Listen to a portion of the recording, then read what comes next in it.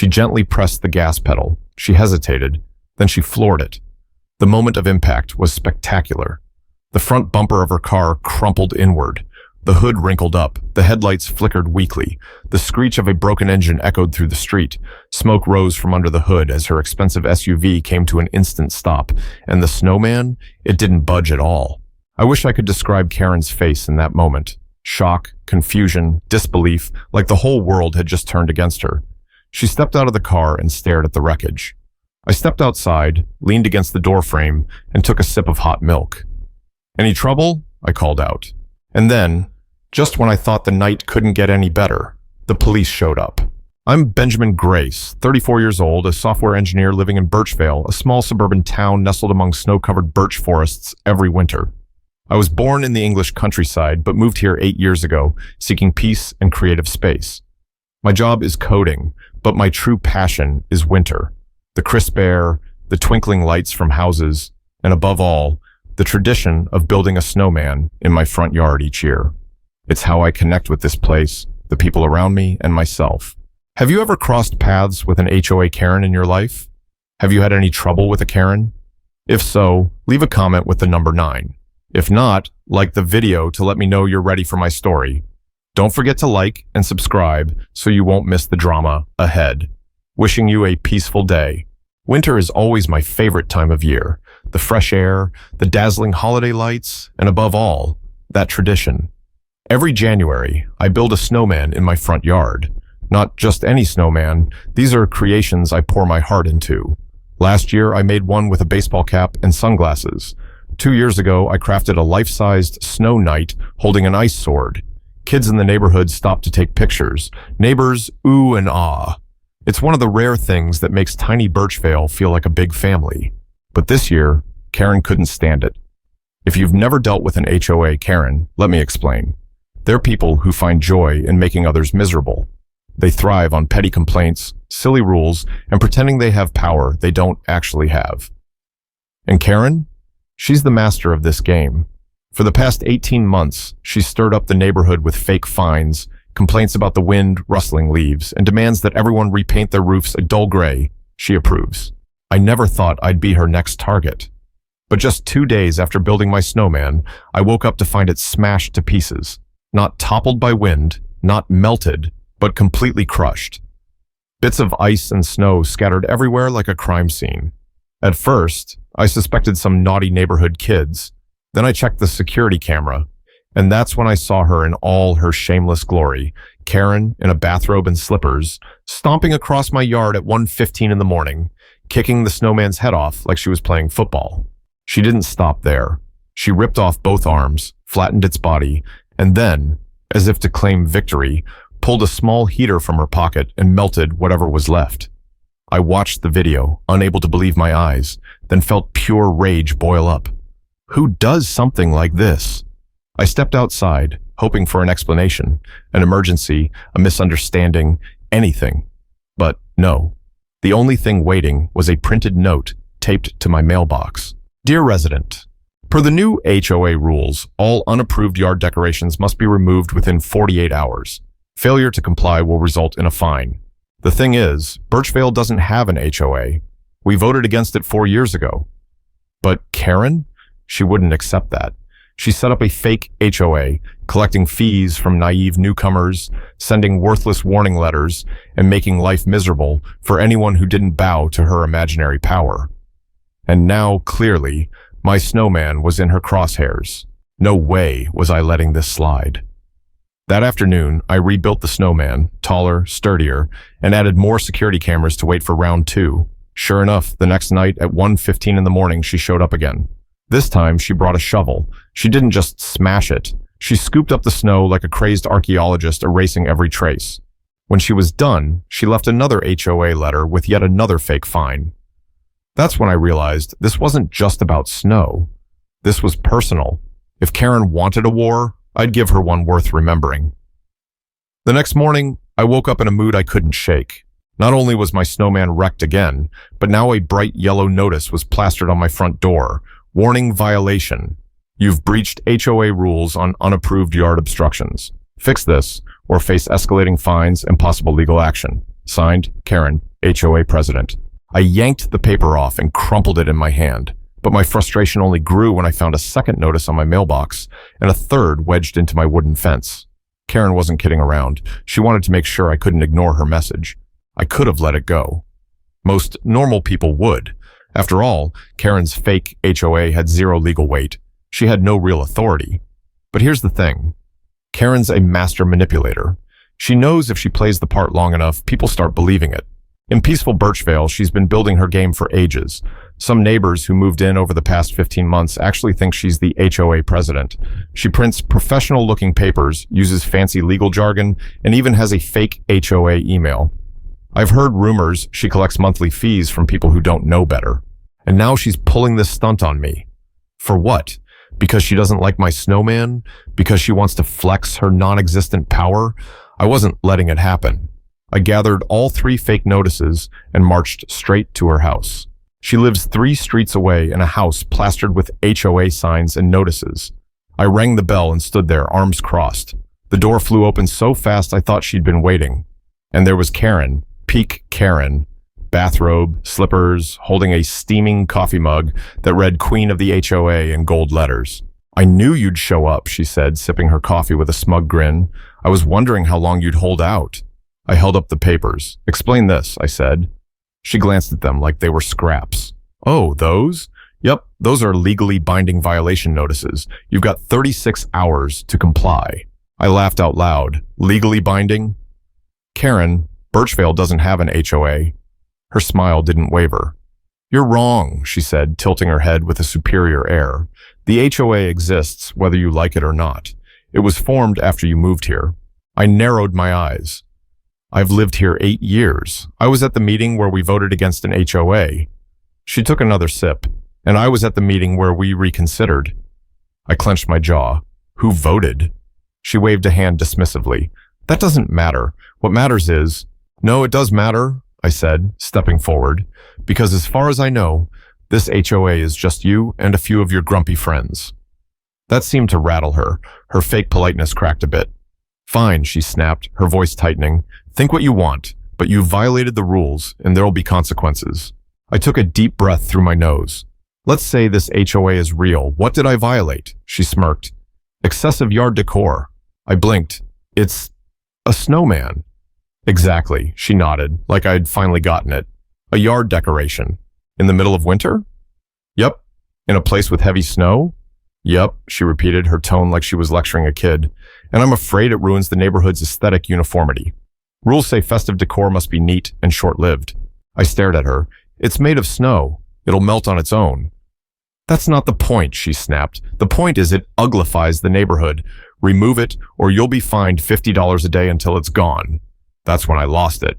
I laughed so hard my stomach hurt. Karen stood there, scowling like I'd insulted her. "Pretty funny," I said, wiping my eyes. "Karen, you can't find me. Your HOA's fake, and even if it were real, no one finds someone over a snowman." She huffed. "I can and I will. Expect a bill soon." Then she slammed the door in my face. I walked home, shaking my head in disbelief. This woman was delusional. I'd dealt with her nonsense before, fake parking rules, mandatory yard checks, but this was next level. Then it hit me. She wasn't just a control freak. She was trying to intimidate me. Karen thrives on controlling people. She didn't really expect me to pay fines.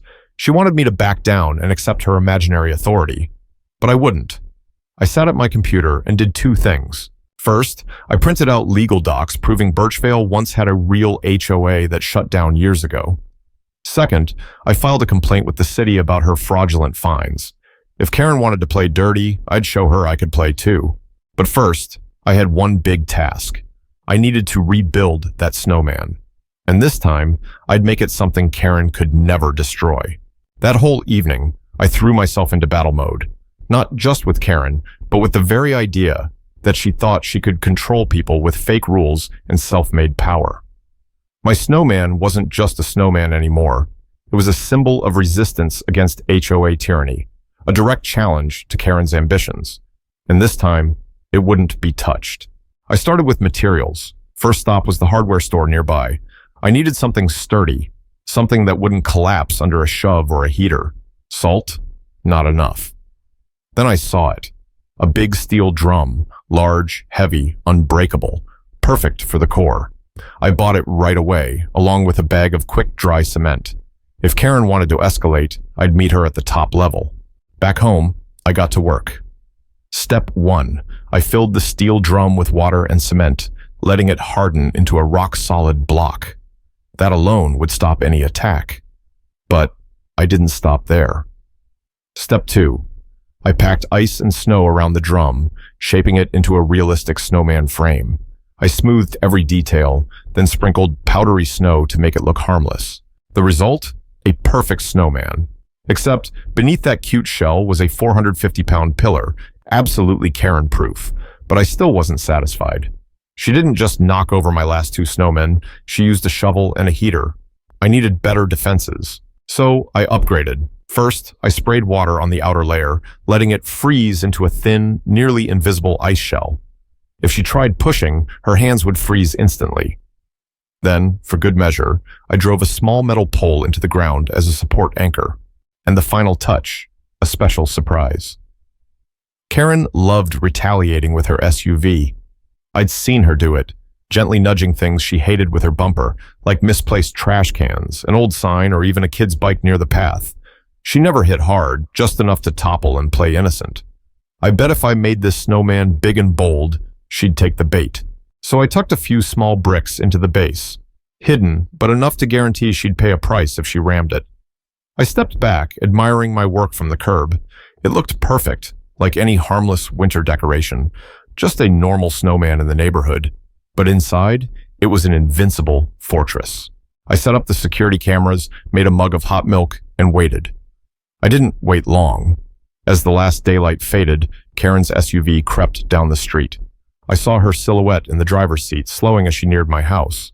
Her headlights lit up the yard. She spotted the snowman. I saw her foot hesitate on the brake. I could almost feel the irritation radiating from her. For 5 days, she'd tried to destroy this thing, and now it stood taller and stronger than ever. Maybe she thought I was daring her. She'd be right. For a moment, I thought she'd let it go, but then she turned into my driveway. Oh, here we go. I watched from the window as she stepped out, holding a shiny new pickaxe. She marched toward the yard, gripping it like she was on a grand mission to slay frozen joy. The fake HOA queen was ready to punish. She raised the pickaxe. She swung hard. Clang! I had to stifle a laugh as the blow jolted her arms. The pickaxe bounced off the solid core like it hit a street lamp. Karen stumbled back, rubbing her hands, clearly realizing something was very wrong. But she didn't give up. She bent down, inspecting the snowman closer. Maybe she noticed the thin ice layer. Maybe she felt the resistance when she poked it. Either way, she stepped back, pulled out her phone, and made a call. Minutes later, I heard that familiar engine roar. She'd called for backup, her SUV. I watched her climb back into the driver's seat, reverse, and park right in front of the snowman. I couldn't believe it. She was actually going to ram it. She tapped the gas lightly. She paused. Then she floored it. The crash was glorious. Her front bumper crumpled in. The hood wrinkled up. The headlights flickered faintly. The screech of a busted engine echoed down the street. Smoke poured from under the hood as her pricey SUV died instantly. And the snowman? Untouched. I wish I could capture Karen's face right then. Shock, confusion, disbelief, like the world had just betrayed her. She stumbled out of the car, staring at the wreckage. I stepped outside, leaned against the doorframe, and sipped my hot milk. Any trouble? I called out. She whipped around, mouth opening and closing like she couldn't speak. You, she stammered, pointing at the still perfect snowman. I took another sip. I don't know what to tell you, Karen. It's just snow. I could feel the fury boiling inside her. But then, just when I thought the night couldn't get better, the police rolled up. For a few beautiful seconds, Karen stood there, staring at her wrecked SUV, like everything she believed in had collapsed. Smoke from the engine mingled with the cold air, blending with the frustration pouring off her. I sipped my milk again, savoring the moment like fine tea. And then, as if it couldn't get more perfect, police sirens pierced the quiet night. I looked down the street, and sure enough, 3 patrol cars pulled up, red and blue lights flashing against the snow. My cameras caught everything, and I'd sent a quick message to the local authorities right before she rammed the snowman. I didn't expect them so fast, but honestly, it topped every hope I had. Karen turned to the police cars, her face cycling through every emotion she's known for: shock, irritation, rage, denial. She spun back to me, her expression twisted with fury. "You called the cops on me?" I raised an eyebrow, genuinely amused. "Karen, I was inside drinking hot milk. You're the one who just drove into my yard. Maybe someone else called them?" She started to snap back, but then her eyes landed on the obvious cameras I'd set up facing the yard. Her face went pale. Right then, the first officer, Matthew, stepped out of his patrol car and walked over. He glanced at Karen, then at the smoking wreck of her SUV, then at the unscathed Snowman. His look was priceless. "What in the world happened here?" he muttered, rubbing his forehead like he was already tired. Karen, sensing an opening, switched to victim mode. "Thank goodness you're here," she gasped, clutching her chest like a TV drama star. "I was just attacked by... She waved at the Snowman, then realized she was about to blame a lifeless object. Officer Matthew didn't bite. "Ma'am, did you just crash into a snowman?" Karen faltered. He set me up." She pointed at me, fuming. "This guy put a trap on his property. He stuffed cement in that snowman. That's illegal." Officer Matthew turned to me, keeping a straight face. I smiled. "Sir, it's just a snowman."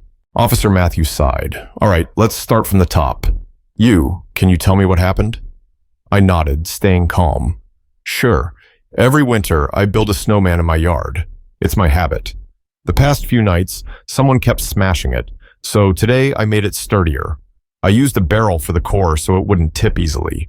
But it seems," I pointed at Karen's car, "someone decided to ram it with an SUV." Officer Matthew rubbed his nose. "You mean she crashed into a barrel full of snow and ice?" Karen exploded. "It's a trap. He knew I'd..." She stopped, but it was too late. Officer Matthew squinted. "Knew what, ma'am?" Karen's mouth clamped shut, so tight I thought she'd bitten her tongue. A second officer, Daniel, stepped up, arms crossed. "Let me get this straight. You, an adult, drove onto his private property into his front yard and hit a fixed object." Karen scrambled. It was in the way." I pointed to the tire tracks leading straight into the yard. Officer Daniel followed my gaze. "Ma'am, that snowman's at least 15 steps from the path." Karen gritted her teeth so hard I heard them creak. This isn't fair. He's trying to ruin me." Officer Matthews sighed again, rubbing his eyes. "Okay, here's what's happening. First, you're getting a ticket for reckless driving and property damage." Karen panicked. "What? I'm the victim." Officer Matthew ignored her. "Second, since you intentionally drove onto private land, insurance won't cover your car. You're on your own for repairs." Karen shrieked. Officer Daniel wasn't done. "Third, we've got multiple resident complaints about your fake HOA fines. We've sent those reports to the city, and they're investigating you for fraud." I nearly spilled my milk from excitement.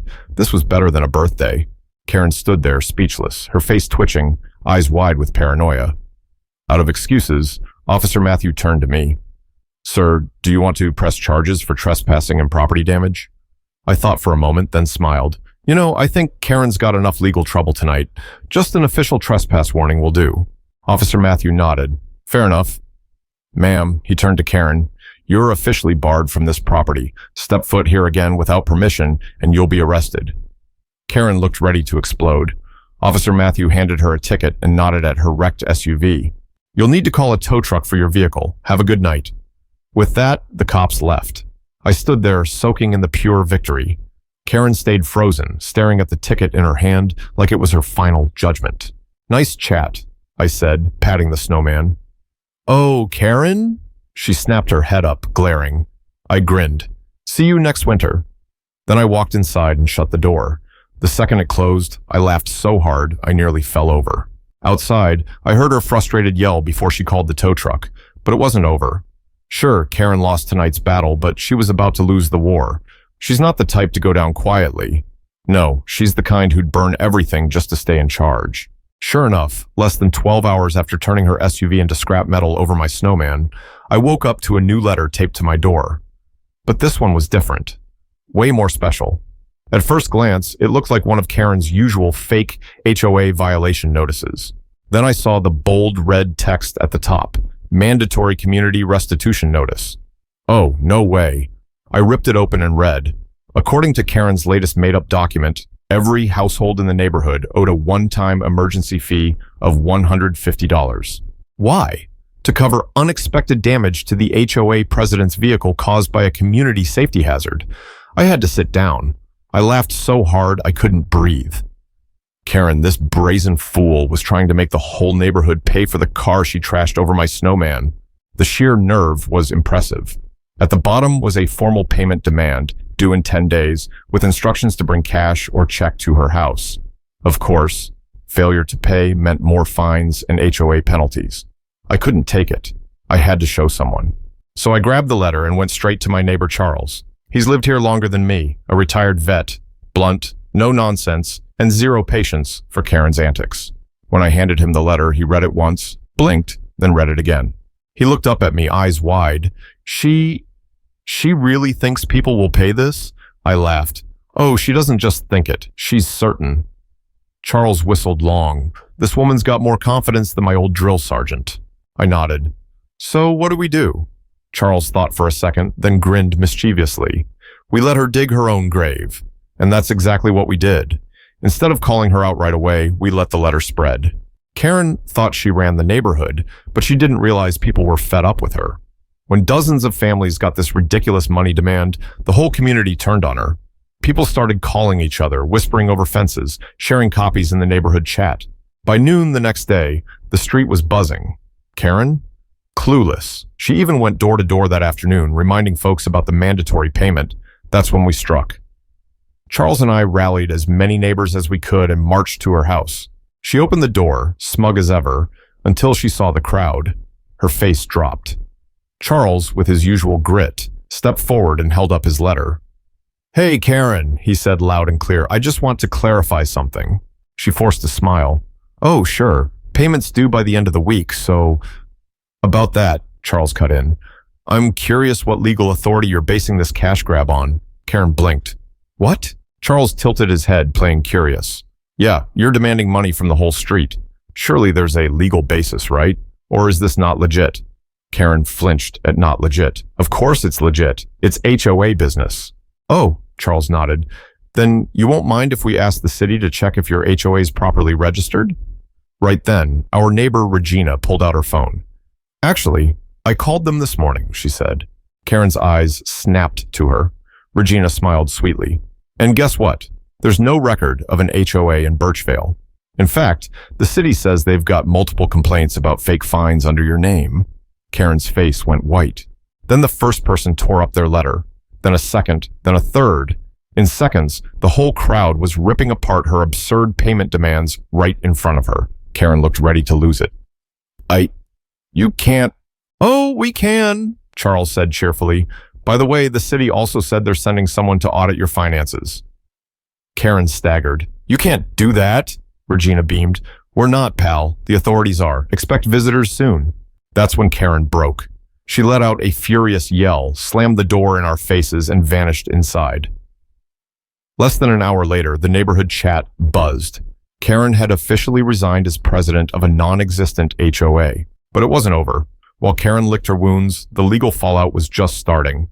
This time, her fake tricks wouldn't save her. For the next 4 days, Birchvale hummed like a festival. Karen had been humiliated in front of the whole street, forced to quit her fake HOA gig, and the community turned its back on her. But what she didn't see coming was that her real nightmare wasn't the angry neighbors, it was the law. Segment 35. When Regina checked with the city to confirm Karen's HOA was bogus, she wasn't alone. Other residents had reported her too, for scam fines, fake notices, and shady money games. Karen had run this con for ages, leaving a trail of evidence. On a chilly Tuesday morning, I stood in my yard sipping coffee, watching 3 city vehicles and a cop car pull up to Karen's house. Oh, what a sight. Karen burst out her door like something was chasing her, robe flapping, slippers nearly falling off. Her face was pure panic and anger as she stomped down the steps to face them. I didn't do anything wrong, she yelled before anyone could speak. The lead investigator, a stern woman in a dark blue coat, held up a thick stack of papers. Ma'am, we've got multiple reports of fraudulent activity under your name. Karen froze. That's ridiculous, she stammered, glancing at the cop behind the investigator. You can't accuse me over a few complaints. The investigator raised an eyebrow. Actually, we can, and we have. After reviewing your records, we found some serious issues. Karen's face turned ashen. She'd messed up big by playing ruler too long. She'd actually collected money from people under the HOA ruse for years. New families, an elderly couple a few streets over, some paid her fees for months, even years. So sure, she was untouchable. She didn't bother hiding the trail. The investigator had it all. Bank transactions, handwritten payment logs, even a detailed spreadsheet of who paid and who owed. She'd basically run an illegal tax racket in our quiet suburb. Now she was caught. Karen's hands started shaking. I just collected money. You don't have the legal right to collect money, the investigator cut in, her voice ice cold. This could mean charges of fraud, wire fraud, and maybe... She flipped through a few pages, then locked eyes with Karen. Tax evasion. I nearly dropped my coffee. Tax evasion. Oh, this was beyond my wildest dreams. Karen froze solid, her mouth opened, then shut, words failing her. But, no, it's a mistake, a misunderstanding. The cop stepped forward. Then you won't mind coming to the station to answer a few questions, right? That's when Karen lost it. She spun around, pointing at me. It's him. He caused this. It's all his fault. I raised an eyebrow. Me, Karen? I just wanted to build a snowman, she screamed. The investigators didn't care about her outburst. They started seizing financial records, loading evidence into their car while she flailed and yelled. At some point, she realized she was in too deep and switched tactics. I'll pay it back, she blurted, her voice desperate. I can return it all. The investigator didn't even look up. That's not how this works, ma'am. Karen's breath hitched. But I didn't mean... Save it for the judge, the cop muttered. And just like that, Karen's world crumbled. They didn't arrest her on the spot. No, this was bigger. They needed to dig deeper, process more paperwork. But she knew. She knew she was done. That night, a for sale sign popped up in her yard. She planned to run, but it was too late. The city wasn't finished with her. Karen doesn't give up easily. I'll give her that. Most people, facing a mountain of legal trouble, a full fraud investigation, and a neighborhood that openly despises them, would quietly pack up and vanish. But Karen? She chose to fight to the bitter end. After the investigators left, she sprang into action. The very next day, a moving company showed up at her house. But they weren't taking stuff out. They were bringing stuff in. New furniture, new equipment, stacks of boxes that looked like legal files. She wasn't fleeing. She was gearing up to fight back. If she couldn't win, she'd make the whole neighborhood suffer with her. The first sign of trouble came when Regina called me over. She stood at her doorway, arms crossed, holding a letter. I didn't need to guess. Karen, right? She handed it to me. Dear resident, per HOA rules, all homeowners must submit full legal property ownership documents to the HOA office for review. Failure to comply will result in immediate fines and property reassessment. I laughed. She's still pretending to run an HOA? Regina nodded. That's not all. She sent new fines to everyone who reported her. I felt my mouth twitch. She's retaliating. Regina chuckled. You haven't seen the best part. She led me to the sidewalk, and there, taped to a lamppost, was a new sign. HOA rules will be enforced immediately. No exceptions. I stared at it, then turned to Regina. She grinned. Karen printed 50 of these and plastered them around the neighborhood this morning. I took a deep breath. All right, I said. That's it. She wants war. I'll give her war. That night, I got to work. First, I gathered every fake fine, HOA notice, and absurd letter Karen had ever sent. I copied and organized them into a thick file. Then I emailed the lead investigator on her case, subject, additional evidence of fraudulent HOA activity. By morning, Karen had another group of officials knocking on her door, but I didn't stop there. While she was busy explaining why she still claimed to be HOA president, I rounded up a crew, Charles, Regina, and at least 10 others, for a cleanup mission. Every fake HOA rule sign she'd posted, torn down, shredded, trashed. Every bogus fine she'd taped to doors, gone. When she finally stepped outside, the street was cleansed of her nonsense. She lost it. She charged down the road, face red, screaming, "Who did this?" Charles, cool as ever, stepped up with a trash bag full of her ruined notices. These, he said, holding up a crumpled handful. Yeah, we tossed them. They're fake anyway. Karen's eye twitched. You can't do that, she shrieked.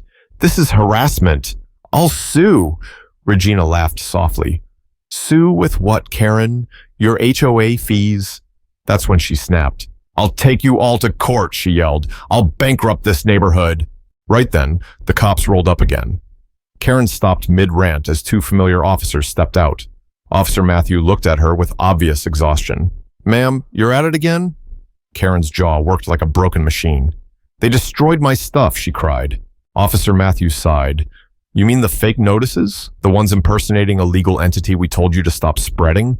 Karen went silent. Officer Daniel flipped open his clipboard. Ma'am, we've got an official cease and desist order for you regarding fake legal documents. Karen paled. Cease and desist?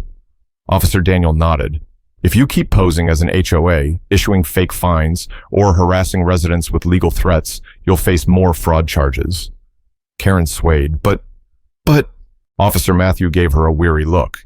We're already investigating you for financial crimes. Do you really want another charge? That was the breaking point. Karen went completely still. She took the cease and desist order with trembling hands, then stumbled back inside. She knew she'd lost. Within 18 hours, every trace of her fake HOA documents vanished. She didn't step outside for days. And our neighborhood? We celebrated. Charles threw an outdoor party for the whole block. Right at the center stood my unbeatable snowman, unshakable, a final symbol of Karen's defeat. But it wasn't over yet. Though she'd lost this round, she was about to lose everything. For the next 10 days, Karen barely left her house. The woman who once patrolled the streets like a self-appointed ruler was gone. No more fake fines, no more HOA notices, no more smug lectures about community rules. The once proud HOA president had vanished, but her troubles hadn't. While Karen hid, the city worked tirelessly to build a case against her, and when the final blow came, it was worth it. It all started on a Wednesday morning. I was shoveling snow in my yard when I noticed something odd. A convoy rolled down the street toward Karen's house, not one or two, but 7 vehicles. 4 were city-marked, 1 was a police car, and the last 2 belonged to bank reps. Oh, this was big. I dropped my shovel and grabbed my phone. Minutes later, the whole neighborhood gathered to watch. Karen's front door cracked open. She must have seen the officials because she tried to slam it shut. No luck. A cop stepped up, pounding on it. Ma'am, open the door. We've got legal orders to discuss. No answer. Then a city worker's voice rang out. Ma'am, we have an eviction notice. The air went still. Karen's door flew open. What? She screamed. No way. This is my house. The lead investigator stepped forward. Ma'am, we've finished your financial investigation. Turns out you've got unpaid debts tied to your fraudulent HOA collections. The city found, she glanced at her papers, you owe tens of thousands from illegal fees, unpaid taxes, and legal penalties. Karen swayed. But... The investigator didn't pause. Plus the bank's foreclosing on your house for missed mortgage payments. You're evicted now. You've got 45 minutes to leave. Murmurs spread through the watching crowd. Karen's face ran the gamut. Denial. This is a mistake. Anger. I'll sue you all. Pleading. Give me more time. I'll fix it. Despair. I just need a break. And finally, acceptance. She looked at us. No one spoke up for her. No one offered help. After years of enduring her nonsense, fake fines, threats, harassment, fraud, no one felt sorry. Me? I stood there, sipping coffee, watching justice roll out. The eviction was chaos. Karen wasn't prepared. She clearly thought she could drag this out with legal loopholes. But she had no tricks left. So we watched as officials went inside, hauling out her stuff, furniture, papers, clothes. They piled it in the yard while Karen stood there, silent and trembling. When the tow truck came for her wrecked SUV, she looked like a ghost. Then another truck arrived, not to help her move, but to take the rest of her things for auction. I caught a tear rolling down her cheek. Finally, the investigator handed her one last envelope. This, she said, is your official eviction notice. Return here after today, and it's trespassing. Karen took it with shaking hands. Then, without a word, she stepped onto the sidewalk. Just her. No car, no stuff, nothing. And the poetic final touch? She had to walk past my snowman one last time, still standing, unmoved, undefeated. She didn't look at me. She didn't look at anyone. She just walked. As her figure faded down the street, a soft whisper rippled through the crowd. Charles turned to me smirking. You should build a farewell snowman for her. I grinned. Don't worry, I've got plans for next winter. And that was it. Karen was gone. Her house went up for auction. The fake HOA was dead. Peace finally returned to Birchvale. My final thought? That winter, my snowman stood strong until April, tougher than ever, just like our neighborhood. Every year after, I built a new snowman, bigger, taller, sturdier. Now it's tradition, a monument to the winter Karen lost. Each time I see it, I'm reminded, not every battle needs fighting. Sometimes you just outlast your foe. And sometimes, all it takes is a reinforced snowman. Picture this. You step into your yard on a winter morning. The snowman you carefully crafted isn't just personal joy, it's a community bond. Then you find it smashed by someone who thinks they rule everything. That's where Benjamin Grace and Karen's story in Birchvale begins. It's a tale that mirrors today's subtle social clashes. I'm struck by this. In a world full of Karens, people who impose absurd rules and manipulate for selfish gain, there's still power in resilience and unity. This story teaches us more than just protecting what we cherish. It's about turning adversity into a chance to build a stronger community. Benjamin showed that with creativity and teamwork, we can overcome petty obstacles and reclaim peace and respect. This tale is for entertainment and learning, not to judge or offend anyone or any group. What do you think of this lesson? Leave a comment with your thoughts, like, share, and subscribe to explore more meaningful stories together. Thanks for watching this video. Wishing you a peaceful day, and see you in the next one.